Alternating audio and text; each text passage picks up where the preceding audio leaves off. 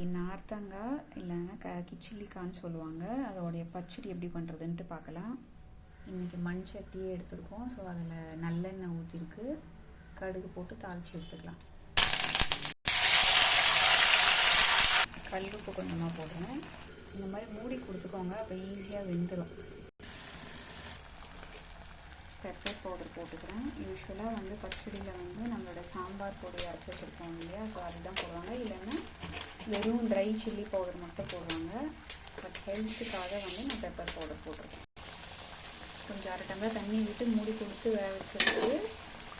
இப்போ வந்துட்டு நல்லா உங்களுக்கு நல்லா வெந்து வருது. இன்னும் ஒரு 5 நிமிஷம் இருக்கட்டும். நம்ம அதுக்கப்புறம் வெல்லம் போட்டு இறக்கிக்கலாம். இது நீங்கள் பெப்பர் பவுடருக்கு பதில் நம்மளோட ஏற்கனவே சொன்ன மாதிரி சாம்பார் பொடி விட இன்னும் டேஸ்ட் அதிகமாக இருக்கும். இப்போ முக்கால்வாசி வெந்திருக்கு. இப்போவே வெல்லமும் போட்டுக்கலாம், அதோட சேர்ந்து அப்போ தான் உங்களுக்கு அந்த டேஸ்ட் இறங்கும்.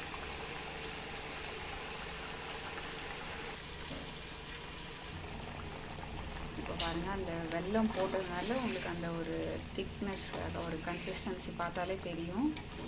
ஸோ இன்னும் 2 நிமிஷம் கொதிச்சாலே போதும். நான் மண் சட்டியில் பண்ணுறதுனால ஒரு 2-3 நிமிஷம் முன்னாடியே நிறுத்திக்கிறேன். நீங்கள் வேறு பாத்திரத்தில் பண்ணுறதா இருந்தால் கொஞ்சம் நேரம் கொதிக்க விடணும். ஏன்னா இது அந்த மண்சட்டி அப்படியே சூடு நிற்கிறதுனால அந்த சூட்லேயே இன்னும் அது செட் ஆகிடும்ன்றதுக்காக நான் 2 நிமிஷம் நிறுத்திடுவேன்.